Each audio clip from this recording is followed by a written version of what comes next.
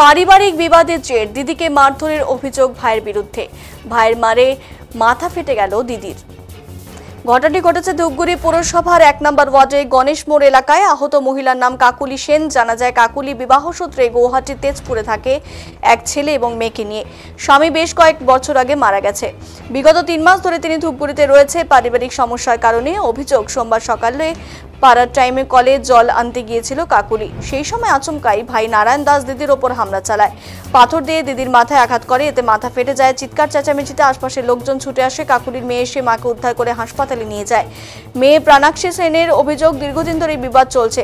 আমরা গৌহাটি তেজপুরে থাকি। মায়ের সোনা সহ আরো কিছু জিনিস মামা বাড়িতে রাখা ছিল। এখন সেই সমস্ত জিনিস চাইতে গেলে দিতে অস্বীকার করছে মামা বাড়ির সকলে।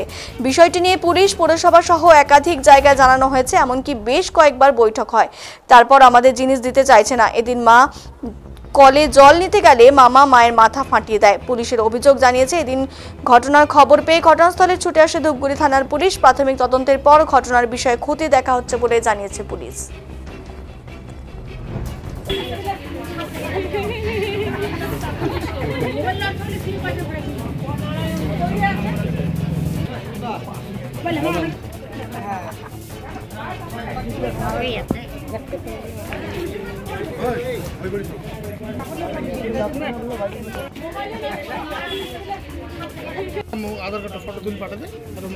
আজকে কি কারণে আপনার মার মাথা ফেটে দিয়েছে মামা, তোমার মামা? কি কারণে? মা এখানে জল নিতে আসছিল, ওরা আমাদের ঘর থেকে বেরোয় যেত। আমাদের সোনা দানা নিয়ে ওরা ইসে করে রেখে দেয়, মোটামুটি 50 ভরির মতন সোনা মার, ঠিক আছে।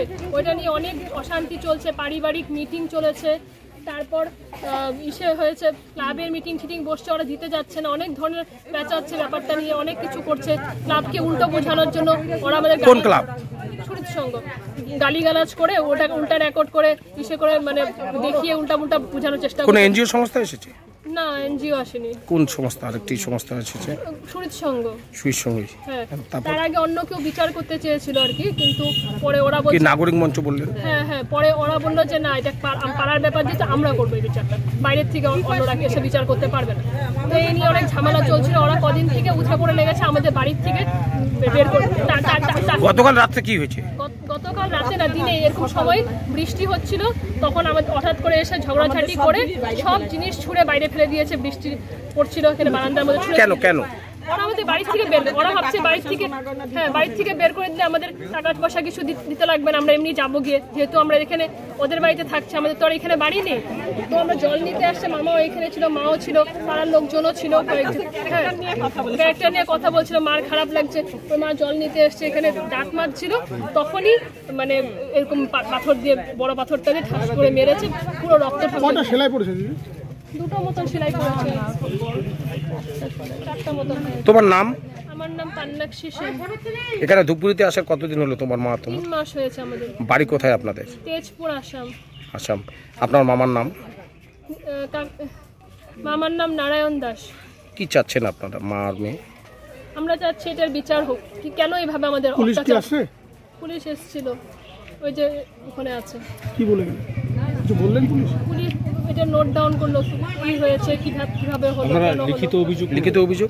হ্যাঁ, লিখে নিয়েছে। না, আপনারা কি লিখিত অভিযোগ থানায় দায়ের করবেন? করব।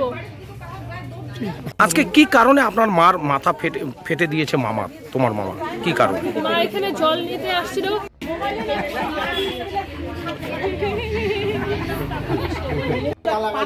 খালি বলে কি, খালি মারি, খালি বলে মারি, এই কথা বলে। ফটোটা কি হবে? আচ্ছা।